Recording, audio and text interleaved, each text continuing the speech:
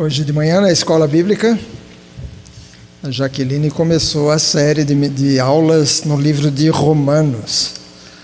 Então, se você quiser aprender mais de Romanos, tem que acordar mais cedo e vir à escola bíblica e pegar um pouco mais. Romanos capítulo 2, versículo 25 em diante.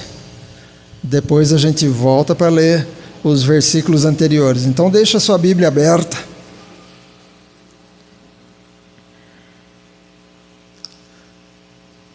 O tema de hoje é um convite à circuncisão. Romanos capítulo 2, versículo 25 em diante. E o tema de hoje é um convite à circuncisão. Diz a palavra: porque a circuncisão é verdadeiramente proveitosa, se tu guardares a lei. Mas se tu és transgressor da lei, a tua circuncisão se torna incircuncisão. Portanto, se o incircunciso guardar a justiça da lei, não será sua incircuncisão julgada como circuncisão? E se a incircuncisão, que é por natureza, cumpre a lei, julgar-te-á a ti, que pela letra e circuncisão és transgressor da lei? Porque não é judeu o que é exteriormente, nem é esta circuncisão que é exteriormente na carne, mas é judeu o que o é no interior. E a circuncisão, que é a do coração no espírito e não na letra, cujo louvor não é de homens, mas de Deus. Amém? Apenas um pequeno reprise de Romanos. A gente sempre gosta de voltar e ver alguns pormenores. Algumas Bíblias falam epístola aos Romanos. Epístola é a mesma coisa que carta. Então, se a sua está epístola, é porque está dizendo carta aos Romanos. As epístolas eram cartas formais, não era um bilhetinho dizendo, vou visitar vocês na Páscoa, tchau. Isso é só um bilhetinho.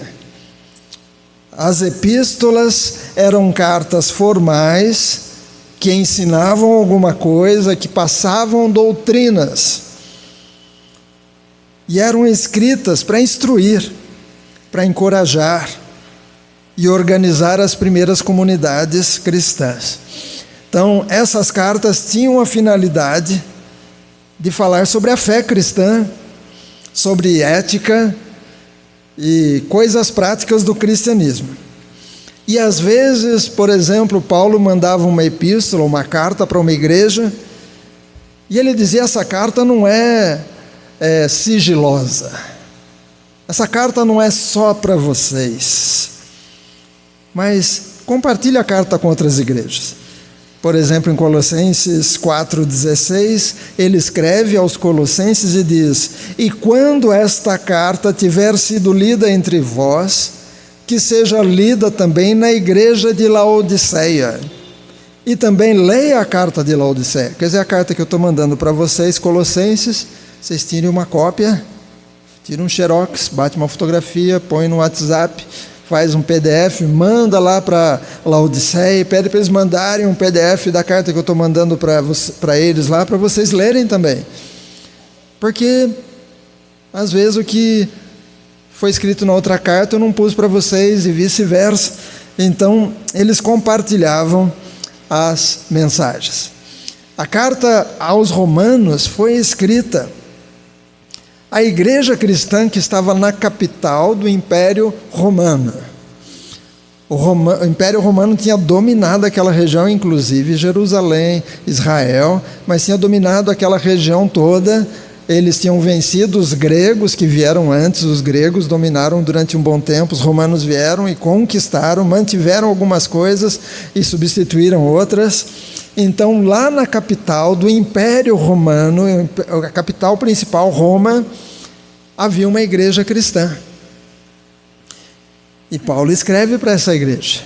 Uma igreja que provavelmente começou porque alguns de Roma estavam em Jerusalém nos dias da festa de Pentecostes, quando o Espírito Santo desceu sobre aqueles 120 que estavam no cenáculo, lá em Atos capítulo 2, e eles foram cheios, batizados com o Espírito Santo e começaram a falar várias coisas das maravilhas de Deus, e a coisa foi tão forte que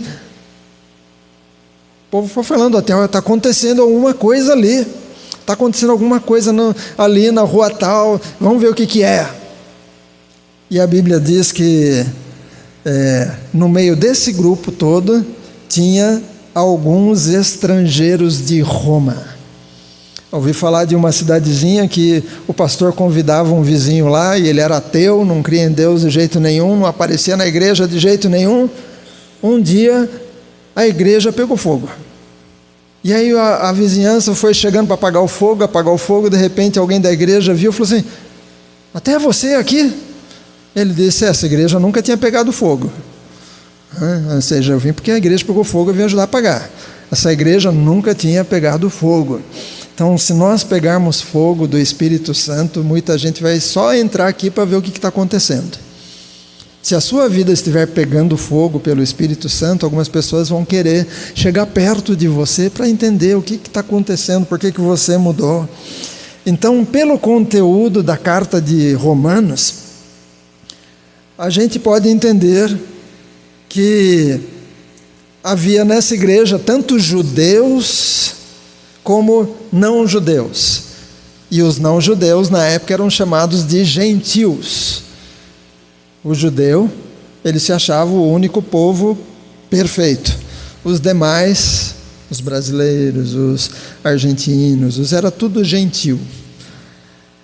Então, essa igreja de Roma não era uma igreja que só tinha judeus, como também não era uma igreja que só tinha gentios, era uma igreja que tinha os dois.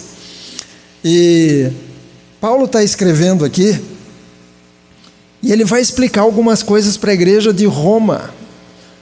E o que ele explica para Roma, ele está explicando para nós também. E parece que ele está desenhando. A gente fala desenhar quando você tenta explicar uma coisa para alguém e tal, e a pessoa não entende, você fala: deixa eu desenhar para você. Meu irmão lá em Ribeirão Preto, quando ele era pastor lá, e o Lucas, que hoje é desse tamanhão, ele era pequeno, e o Lucas e um amiguinho da escola dominical, que viviam brincando lá, porque eles moravam também na igreja, em cima do templo tinha a casa pastoral. E o Lucas e o vizinho, o garotinho, eles descobriram uma coisa no escritório da igreja, que era telefone. E eles começaram a passar trote para a polícia. E telefonavam para a polícia, falavam umas coisas e desligavam. Até que a notícia chegou para o Manuel. Manuel chamou os dois no escritório, passou aquele sabão neles e desenhou para eles. Ele pegou uma folha de sulfite e fez a igrejinha, colocou um postinho na frente da igreja, desenhou um monte de fio, outro poste, um monte de fio, outro poste, aí fez a delegacia e disse: quando vocês aqui telefonam e a ligação chega lá na polícia, eles sabem quem foi que telefonou. Deu uma bronca neles e falou: agora vocês vão em casa e vocês vão fazer um desenho igual ao meu. Eles foram para casa, o Lucas pegou uma folha, desenhou e entregou. Lição de casa feita. Aí ele perguntava para o menininho: e o desenho? Não vou fazer. E nada do menino fazer. Aí falou para a mãe dele: ele está me devendo um desenho. Não, pastor, ele vai fazer. Ele vai fazer. Passa uns dias, ele chega com isopor, com uma igrejinha, uma maquete de igrejinha, postinhos, fiozinhos assim, a delegacia. E ele trouxe a lição de casa assim, maquete. Não é à toa que depois foi estudar no ITA. Meu irmão desenhou. E o menino desenhou para o meu irmão algo melhor ainda, para, como quem diz, eu entendi. Tá bom? Então parece que Paulo está desenhando para a gente. Porque a igreja de Roma tinha judeus, circuncidados e não judeus. Então, às vezes a gente precisa reexplicar algumas coisas, porque graças a Deus a igreja está sempre se renovando, gente nova entra, e E a gente precisa reexplicar algumas coisas para ficar bem claro, porque essa questão da circuncisão e incircuncisão, que é o contrário, as pessoas vão encontrar na Bíblia, e às vezes fica aquela ideia, né? O que é, pastor, o que é circuncisão? Então, é sempre bom a gente voltar para explicar. Lá em Gênesis 17, aparece a narrativa do momento quando Deus faz uma aliança com Abrão. Pastor, não era Abraão? Não, ainda era Abrão. Abrão, tá? Deus faz uma aliança com Abrão. Fazer alianças era algo já comum naquela época. Os povos faziam aliança, vizinhos faziam aliança, reis faziam aliança. Só que nesse caso, é Deus fazendo aliança com um povo que ainda não tinha nem nascido. Deus chama Abrão, e lá em Gênesis 17:1, a gente vai encontrar: e quando Abraão era da idade de 99 anos, o Senhor apareceu a Abraão e lhe disse: eu sou o Deus Todo-Poderoso. Anda diante de mim e ser perfeito. Deus está dizendo para Abraão: você precisa ser perfeito. Anda na minha frente, eu vou estar te vendo, e seja perfeito. E eu farei o meu pacto. Pacto é outro nome para aliança. Pacto, aliança, tá? É a mesma coisa. Eu farei o meu pacto entre mim e ti, e multiplicar-te-ei excessivamente. Só tinha Abraão e a esposa na época, ele não tinha filhos, 99 anos de idade. Então Deus agora é uma aliança entre Deus e um povo que ainda não tinha nem nascido. Nas alianças, no ritual de aliança, era comum algumas coisas, tinha alguns processos. Um deles era a troca de túnica. Se eu fizesse uma aliança com o irmão Donizete, quer dizer, tá combinado? Tá bom. Eu tirava a camisa, ele tirava a camiseta, eu dava a camisa para ele, ele dava a camiseta para mim. Troca de túnicas. Tinha também a troca de cinturões. Tirava o cinto, dava para o outro dava o cinto de volta. Então, você saía com o cinto da outra pessoa, a túnica da outra pessoa. Trocavam as armas também. Toque minha espada, me dá aqui sua lança. A gente agora tem uma aliança. Eu vou carregar a sua espada, vou lutar as suas guerras. Eu vou vestir todo dia a sua túnica, vou colocar meu cinto. E eles faziam um sacrifício, derramavam ali, dividiam o sacrifício ao meio, e faziam um ritual de ficar andando tinham até uma trajetória certa em volta daquele sacrifício, e trocavam os nomes. Sabe quando os noivos vão lá no cartório e decidem se casar, o cartório já pergunta: como é que vai assinar? Como é que vai assinar? Vai acrescentar o sobrenome dele. Agora até os homens também podem acrescentar o sobrenome dela. É coisa de alguns anos para cá. Minha mãe na Argentina, quando foi se casar lá, ela foi se casar com o primo dela, o Joaquim. Então ela era Guilhermina Melo Lima e ele Joaquim Antônio Lima. Só que na Argentina não pode tirar nenhum nome. Não pode. Então na Argentina a documentação dela era Guilhermina Melo Lima de Lima. Era até engraçado, mas Lima de Lima Lima de Lima. Não podia tirar o Lima, e casou com o primo, ficou Lima de Lima. Quando ela veio para o Brasil, nas documentações, no fim ela conseguiu tirar o de Lima, ficou só Guilhermina Melo Lima. Mas troca de nome. Então, quando Deus chama Abrão, a Bíblia diz, ali no versículo 5 do capítulo 17 de Gênesis: o teu nome não se chamará mais Abrão, mas teu nome será Abraão, pois pai de muitas nações eu te fiz. Para o português não faz muita diferença, só acrescenta mais um A, né? De Abrão para Abraão.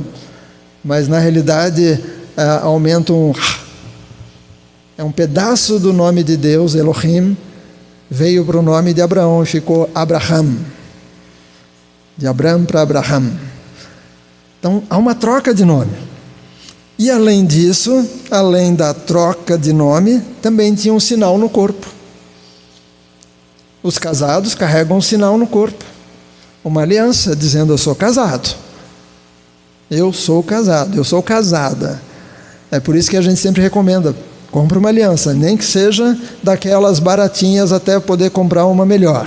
Mas quem olha diz: ele é casado, ela é casada. Eu sei que em algumas profissões, na hora do trabalho, tem que tirar, mas é importante usar. Os americanos, não sei hoje, mas antigamente só as mulheres usavam aliança. Então, quando os missionários chegavam no Brasil, o povo ficava desconfiado: nossa, esses missionários não usam aliança. Aí eles entenderam que no Brasil eles tinham que pôr aliança para dizer: aqui no Brasil a gente entende que usar aliança é sinal de casado. Nos Estados Unidos não, só a mulher que usava aliança. Mas um sinal no corpo, a circuncisão, era um sinal no corpo. A circuncisão é a mesma cirurgia da fimose que os meninos fazem. Os homens também, né? Fimose, é só os homens que fazem, é o CID N47. Tá? N47. Um dia que alguém foi levar o filhinho para fazer, consultar lá o médico, para pedir a fimose, o médico vai preencher a documentação lá da assistência médica ou do SUS, seja lá, e vai colocar o CID N47, que é a fimose. O CID é do Código Internacional de Doenças. Quando a gente vai numa consulta, o médico põe lá um código para dizer: está gripado, está com Covid, está com sei lá o quê. E eu sabia de uma e descobri que tinha até mais uma, que uma delas é o Z76.5, que significa: o paciente está fingindo doença. É o código Z76.5. Aí a pessoa vai lá no consultório, numa segunda-feira, depois de um feriado prolongado, e pede, chega lá: estou com dor de cabeça, estou com não sei o quê. O médico dá um atestado e põe lá o CID Z76.5. Aí a pessoa leva lá no RH da empresa, tranquilo, porque vai ter uma boa. O RH olha e fala: você estava fingindo doença, não estava doente de verdade. E tem um outro que é o Z02.7. Z02.7. Quando aparece isso no atestado, significa consulta para obter atestado. Consulta para obter atestado. Aí a pessoa perde o emprego, não sabe por quê, né? Mas eu apresentei os atestados quando eu faltei. Você apresentou o comprovante de que era mentira. Não aqui, né? Pessoal de outras igrejas, né? Então, a circuncisão é uma cirurgia feita nos meninos. Quando Deus faz um pacto com Abraão e muda o nome dele para Abraão, e ele diz: vai ter uma marca no corpo. Gênesis 17:10 diz: este é o meu pacto que guardareis entre mim e vós, e a tua semente, a tua descendência, os teus filhos, netos, bisnetos. Mas peraí, não nasceu nenhum ainda, mas Deus já estava olhando lá na frente. Deus já estava olhando gerações e gerações. Tua semente depois de ti, todo filho homem entre vós será circuncidado. Como diz lá no Nordeste, todo menino homem. Todo menino homem será circuncidado. Era uma marca colocada nos meninos, indicando que havia um pacto com Deus. Esse procedimento geralmente era feito nos primeiros dias de vida. Mas também, às vezes, a pessoa decidia se tornar um judeu, e mesmo adulto, passava pelo procedimento e se tornava um judeu circunciso. No caso de Jesus, por exemplo, lá em Lucas capítulo 2, versículo 21, diz: e ao completarem-se os 8 dias de vida, para circuncidar o menino, seu nome foi chamado de Jesus, que pelo anjo lhe fora nomeado antes de ser concebido no ventre. Ao 8º dia, Jesus foi circuncidado. Paulo também escreve lá aos Filipenses 3,5, ele diz, falando sobre ele mesmo, circuncidado ao 8º dia. Ou seja, eu sou judeu desde pequenininho. Desde pequenininho eu sou judeu. Então, o que é a circuncisão? Era uma marca no corpo dos meninos, dos homens, desse pacto, dessa aliança entre Deus e o seu povo. Na igreja de Roma, como eu comentei, tinha um grupo de circuncidados e um grupo que não era circuncidado, porque tinha judeus e gentios. Alguns circuncidados se achavam melhores do que os gentios. Eu sou circuncidado, você não. Olha lá, aí nesse capítulo 2 de Romanos, versículo 17 em diante. Eis que tu que és chamado de judeu, Romanos 2, 17, descansas na lei e te vanglorias em Deus. Vangloriar é o cara ficar assim, cheio de si, eu sou judeu. E conheces a sua vontade, e aprovas as coisas mais excelentes, sendo instruído pela lei. E confias que tu és guia dos cegos, luz dos que estão em trevas, instrutor dos insensatos. O cara era o melhor. Olha só.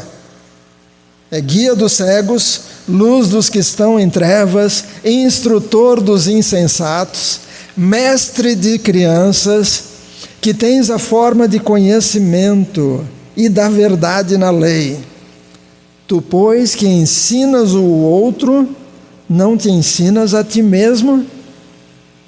Tu que pregas que um homem não deve furtar, tu furtas? Tu que dizes que um homem não deve cometer adultério, tu cometes adultério? Tu que abominas os ídolos, tu cometes sacrilégio? Tu que vanglorias na lei por meio da infração da lei, tu desonras a Deus? Porque o nome de Deus é blasfemado entre os gentios por causa de vós. O povo fora da igreja estava dizendo, lá o cara é judeu, mas faz coisa errada. O cara é crente, vai na igreja do Nazareno, lá no Jardim Adelaide, mas não trabalha desse jeito. Na casa dele, bate na mulher, ou vice-versa, né? A mulher bate no marido. Aí o povo fala mal. Ele está dizendo aqui para a gente de Roma, para alguns, não era toda a igreja, mas tinha alguns em Roma que tinham sido circuncidados, talvez desde o 8º dia de vida, nasceram, por exemplo, numa segunda, na outra segunda-feira já levava para circuncidar.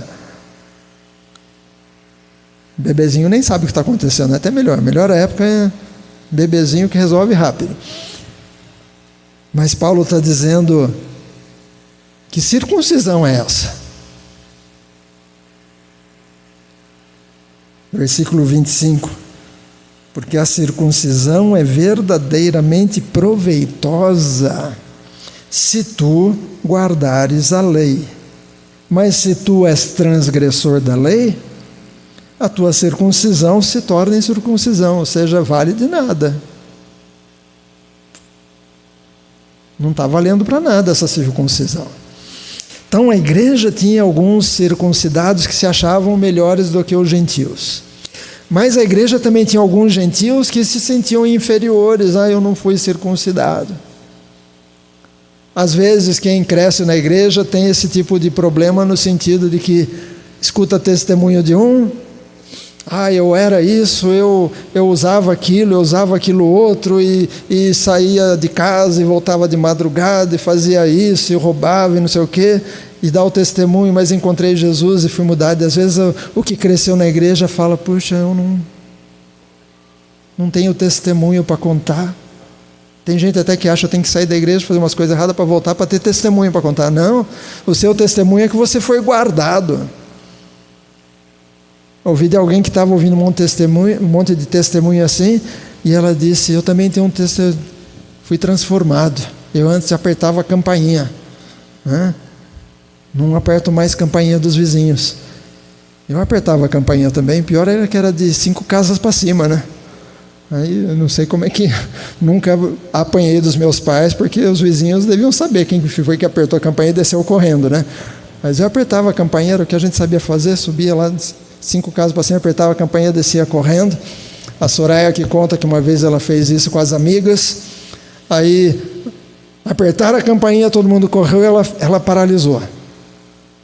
Aí a pessoa abriu a porta e ela estava do lado de fora. Ela: tem pão duro? Ela não sabia o que dizer, pediu pão duro, né? Mas na igreja de Roma tinha gente se sentindo: eu sou inferior porque eu não fui circuncidado. O fulano de tal que ensina, ele foi e eu não fui. E Paulo vai trabalhar isso. Ele, na carta aos Romanos, ele está desenhando, ele está dizendo: ó, é como se ele desenhasse aqui: ó, você que quando era pequenininho, a sua mamãe e seu papai levaram lá em tal lugar, acho que era na sinagoga, não tenho certeza, eu acho que era lá, e foi circuncidado, e agora está fazendo coisa errada. Não adianta nada, isso aqui não serve para nada. Paulo está quase que desenhando, mas ele também começa a desenhar para os não-judeus, dizendo: olha, fica tranquilo, você não precisa, porque os não-judeus muitas vezes se sentiam pressionados a passar pela circuncisão adultos já, passar pela obediência à lei toda, e Paulo está dizendo: não precisa. O livro de Gálatas tem muito disso, porque a igreja da Galácia estava sendo pressionada pelos judaizantes, dizendo: não, vocês aceitaram Jesus, mas não é suficiente. Só Jesus não salva, vocês têm que ser judeus e aceitar Jesus, aí salva. Então vocês têm que passar pelos rituais do judaísmo, se tornarem judeus, aí sim tudo bem, vocês serão salvos. E Paulo escreve aos Gálatas, Gálatas 5:1, dizendo: firmemo-nos, portanto, na liberdade com Cristo, com que Cristo nos libertou. Não nos submetamos outra vez ao jugo da escravidão. Eis que eu, Paulo, vos declaro que se vós vos circuncidardes, de nada servirá Cristo. Porque estavam voltando para o tempo do que foi só passageiro.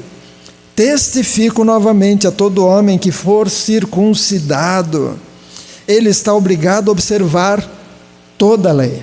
Não era para quando a pessoa decidia: eu vou ser um judeu, tinha que obedecer tudo. Não era só a circuncisão.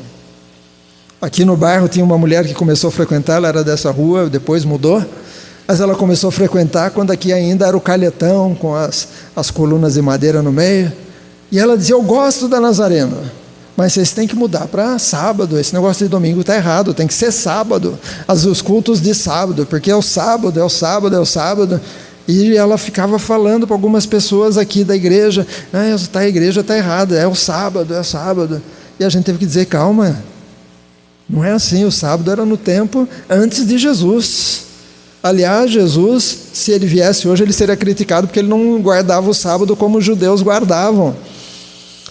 Várias questões dos judeus contra Jesus era exatamente porque Jesus não seguia o sábado como eles diziam que tem que seguir. Então, até hoje, Jesus seria perseguido por não seguir o sábado como alguns falavam.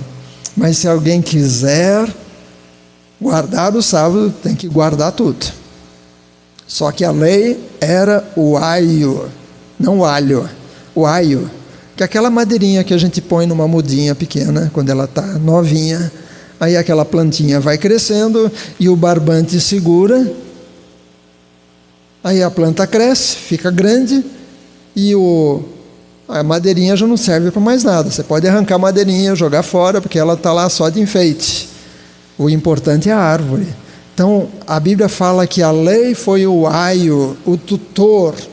O nome que se dá é tutor, aquela plantinha que cresce, aquela madeirinha que você amarra do lado da arvorezinha, se chama tutor, dizendo que lado que a planta tem que subir. Não é para ela crescer torta, é para ela crescer retinha. A Bíblia fala que a lei, que os judeus tanto batiam martelo que tinha que seguir tudo, a lei era só um tutor. Depois que veio a plenitude, que Cristo veio, morreu na cruz, o tutor já não precisa mais dele. Então, a circuncisão, Paulo desenha aqui para a igreja de Roma, dizendo, a circuncisão, se tem a circuncisão, mas foi tudo errado, circuncisão não vale de nada. Mas ele também explica aos não-judeus, dizendo, vocês não precisam de circuncisão. Pastor, mas o senhor disse que a mensagem de hoje é um convite à circuncisão. Sim, é um convite à circuncisão. Porque ali no versículo 28 diz, porque não é judeu o que é exteriormente, nem esta circuncisão que é exteriormente na carne, mas é judeu o que é no interior, e a circuncisão é a circuncisão do coração. Paulo está fazendo aqui um convite para uma circuncisão no coração, uma marca no coração. Lembra que quando faziam uma aliança tinha uma marca no corpo? As pessoas faziam aquela aliança, trocavam a roupa, trocavam o cinturão, trocavam armas, trocavam nomes, faziam uma marca no corpo, marcando aquele momento. Deus nos chama para uma circuncisão no coração. E ninguém vai ver essa circuncisão no coração, é entre você e Deus. É algo lá dentro, uma marca dentro de você, que é o Espírito Santo, penhor, que vem para poder ter uma marca em você, de que agora você é de Deus, filho de Deus, e Ele é teu Pai. Ele não se envergonha de ser chamado de seu Pai. Jeremias diz, eis que dias vêm, diz o Senhor. Jeremias 31, eis que dias vêm, diz o Senhor, em que eu farei um novo pacto, uma nova aliança com a casa de Israel. Quando diz nova, significa que aquela que estava funcionando ia ser a velha. Eu lembro do Vectra. Quem tinha Vectra, tinha a Vectra. Aí de repente surgiu o novo Vectra. Aí quem tinha Vectra, eu tenho o Vectra velho. E às vezes mudava pouca coisa. Às vezes era a variante, tinha um tipo de lanterna, daqui a pouco ficou mais baixinha, é a variante nova, a outra já é velha. Quando Deus diz que vai fazer uma nova aliança, um novo pacto, significa que aquela outra aliança que Deus fez com Abraão, e tem toda aquela questão, Moisés, tudo aquilo ficou para trás, é a velha aliança. Por isso que nós somos do tempo do Novo Testamento, ou Nova Aliança, e a gente estuda o Velho Testamento, a Velha Aliança, para entender como é que chegou onde a gente está. O pessoal da igreja do Jesus Cop, eles incentivam até mesmo os crentes novos a lerem a Bíblia desde Gênesis. Porque às vezes quando começa no Novo Testamento, a pessoa pega algumas coisas e fala, não entendi o que é isso. Porque às vezes está lá no Velho Testamento. Então eles recomendam que as pessoas venham lá do Velho Testamento, entendendo como era a velha aliança, para pegar a sequência, para quando chega Jesus, Jesus fala, agora eu tenho uma nova aliança no meu sangue. Lembra na Santa Ceia? Este cálice é o cálice da nova aliança no meu sangue. Mas Jeremias diz, eis que farei um novo pacto com a casa de Israel e com a casa de Judá, não conforme o pacto que eu fiz com seus pais no dia em que os tomei pela mão para os tirar da terra do Egito, ou seja, aquele pacto com Moisés. Porquanto eles quebraram o meu pacto. Os judeus quebraram o pacto com Deus. Eles não cumpriram, eles deram um jeitinho já falamos aqui sobre os jeitinhos que eles davam para para quebrar a lei. Eles quebraram o meu pacto, embora eu os tenha desposado, ou seja, eram da família, esposa e marido, diz o Senhor. Versículo 33, porém este será o pacto, a aliança que eu farei com a casa de Israel depois daqueles dias, diz o Senhor. Eu colocarei minha lei no seu íntimo, e a escreverei nos seus corações, e serei o seu Deus, e eles serão o meu povo. Deus chama a mim e chama a você para Ele escrever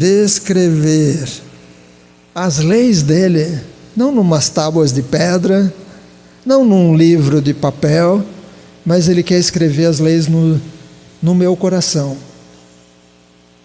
para que mesmo se eu tiver de mão vazia, sem lenço e sem documento, como dizia a canção antiga, mas a lei está lá dentro, no meu coração, porque eu conheço a Deus, eu sei a vontade dEle, eu sei o que é para fazer, o que não é para fazer.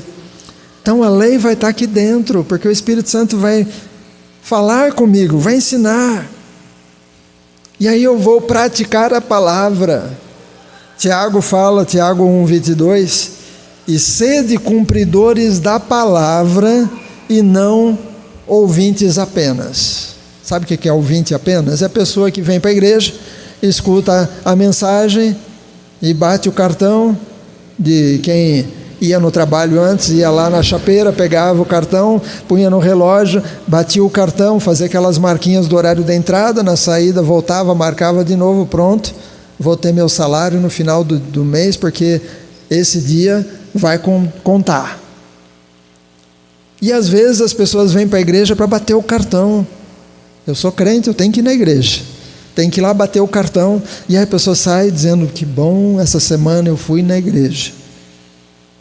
E tem ainda aqueles que acham que se não tomar ceia, aí é pior ainda. Não adianta só bater cartão na igreja, só ouvir a mensagem e voltar para casa dizendo, eu bati o cartão. Tiago está dizendo que a gente tem que ser cumpridor da palavra, e não somente ouvinte. O ouvinte, ele ouve, entra por um lado, sai pelo outro. Mas o cumpridor, ele ouve, e ele fala, opa, isso aqui eu tenho que fazer. Opa, aquilo ali eu não estou fazendo. Aquilo lá eu estou fazendo e está errado. Eu vou parar de fazer. Esse é o cumpridor da palavra. Porque quem é só ouvinte, ele está enganando a ele mesmo.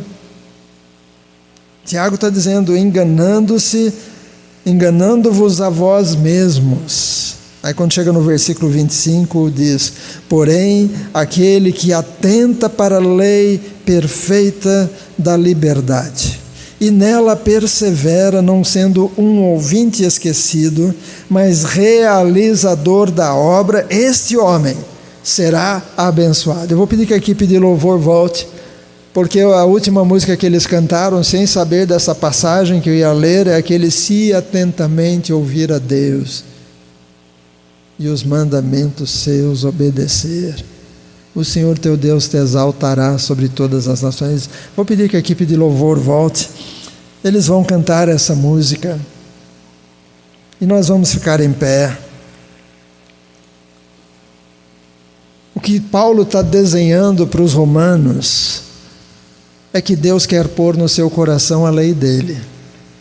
Imagina um índio que mora lá no meio da floresta, uma aldeia que nunca foi alcançada por nenhum, como dizem, homem branco, nenhum crente chegou lá, ninguém falou da Bíblia nem nada, mas o índiozinho vai lá na floresta, pega um galho de uma árvore específica que todo mundo sabe que é boa para fazer arco e para fazer flechas, e ele passa o dia inteiro e esquenta no fogo e vai torcendo e vai tratando e vai moldando um arco, e ele prepara, ele faz aquela linha e testa e faz um arco novinho, 0 quilômetros, com flechas, com pontas e penas e tudo mais.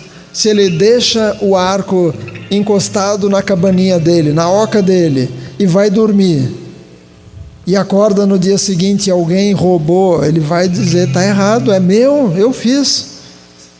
Mas quem ensinou para ele que roubar é errado? Quem ensinou? E quem ensinou para o outro que é errado roubar, tanto assim que roubou de noite no escuro, né? Como se não pudesse ser percebido depois que está usando o arco e flecha do vizinho? É porque está lá no coração. A gente tem coisas já escritas no nosso coração que a gente sabe distinguir certo, errado. Algumas coisas a gente precisa ser ensinado para mudar alguns conceitos errados, mas no geral a gente tem alguma coisa lá dentro. Mas Deus quer trazer não a circuncisão no corpo, mas uma circuncisão no coração. Paulo está desenhando, dizendo: deixe Deus pôr uma marca em você, no seu coração, para que você se lembre das coisas dele e você faça o que Deus quer que você faça, mesmo se não tem ninguém da igreja por perto te olhando. Mas você vai fazer porque Deus está me olhando.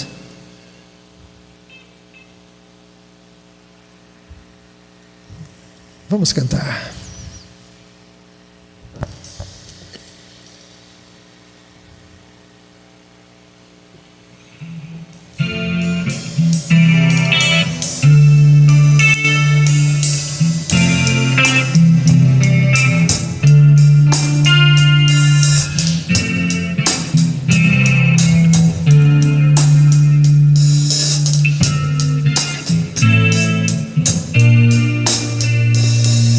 Se atentamente ouvir a Deus e os mandamentos seus, obedecer, o Senhor teu Deus te exaltará sobre todas as nações. Onde eu passar, eu não correrei atrás de bênçãos. Sei que elas vão me alcançar. Onde eu colocar a planta dos meus pés, sei que a tua bênção chegará. Bendito serei na terra, bendito serei quando eu profetizar. Sei que a minha voz será a voz de Deus.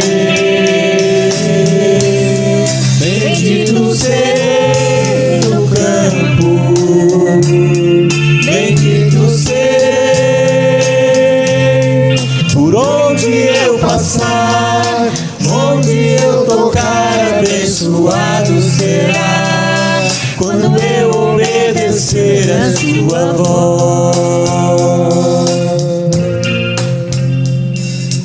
Deus nos chama a obedecer a sua voz. A igreja não está aqui para te dar uma lista de regras. É assim o cabelo, é assim a roupa, é assim, é assado. Nós não estamos aqui para isso, nós estamos aqui para falar. Deixa Deus pôr no seu coração as leis dele. No texto que nós lemos um pouco antes, Paulo escreve aos Romanos dizendo, versículo 14: porque quando os gentios, nós somos gentios, quando os gentios que não têm lei fazem naturalmente as coisas contidas na lei, não tendo eles lei, são a lei para si mesmos, os quais mostram a obra da lei escrita em seus corações, testificando também a sua consciência e os seus pensamentos, ou acusando-os ou defendendo-os. Deus quer escrever as suas leis nos nossos corações. Amém. Sabe quando tem alguma coisa errada ali sendo oferecida e lá dentro tem uma voz dizendo: deixa quieto, vai embora, vai embora. É Deus querendo te dizer: não é para você, não é para você, sai fora, nem se aproxima. Nem se aproxima. Baixe sua cabeça, feche seu olho. Ó Deus, obrigado, porque Paulo desenhou para os irmãos de Roma esse assunto tão importante que é a circuncisão, que em algumas igrejas criava tanto problema, Senhor. Aqui para os romanos Paulo escreveu, e isso serve para nós hoje também, dizendo: ei, vocês não precisam voltar para a lei de Moisés, para aquela coisa toda rígida. Você precisa fazer o que eu vou te colocar no coração e vou te dizer: cuidado com isso, faça aquilo outro. E a gente vai ler a Bíblia, e às vezes a gente vai descobrir que tem coisa no nosso coração que está tentando nos enganar. A Bíblia fala que enganoso é o coração, porque às vezes o coração fala: isso é bom, eu vou fazer. E às vezes quando a gente lê na Bíblia diz: isso não é bom não, não faz não, isso não serve para você. Então deixe Deus pôr uma marca, e a marca é o Espírito Santo em você, te ensinando de dentro para fora. Ó Deus, obrigado por todos que chegaram hoje, obrigado por aqueles que chegaram a esse vídeo hoje, aqui na nossa região, talvez no exterior, mas essa mensagem que também possa abençoar quem está assistindo pelo YouTube. Senhor, faz uma circuncisão no nosso coração, faz essa circuncisão, essa marca no nosso coração, uma marca que indica que eu tenho uma aliança com o Senhor, um pacto com o Senhor, um pacto que eu não tive que derramar sangue, porque Jesus derramou o sangue dele. Jesus fez a parte dele, ele foi o cordeiro imolado, sacrificado. Obrigado, Senhor, que a gente seja o povo da marca, o povo que tem a marca no coração, e que onde a gente passar, que a gente seja bendito, no campo, na cidade, em casa, no trabalho, na escola, na faculdade, nas compras, nas viagens de lazer, no futebol, onde for que a gente passar, que a gente leve bênção, que a gente leve a Tua presença, que a gente tome decisões certas, porque a marca no nosso coração vai nos guiar, o Espírito Santo vai nos guiar. Abençoa, Senhor, cada pessoa que ouviu essa mensagem, cada um.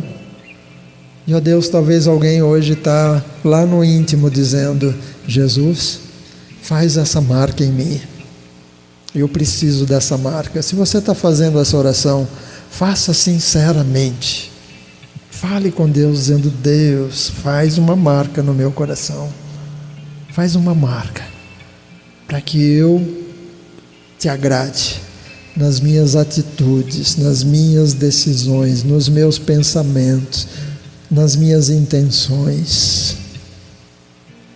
Em nome de Jesus que eu oro e te agradeço. Amém. Deus te abençoe. Deus te abençoe. Obrigado, equipe de louvor. A hora que eu vi vocês cantando, eu falei: glória a Deus. Testificou. Deus abençoe.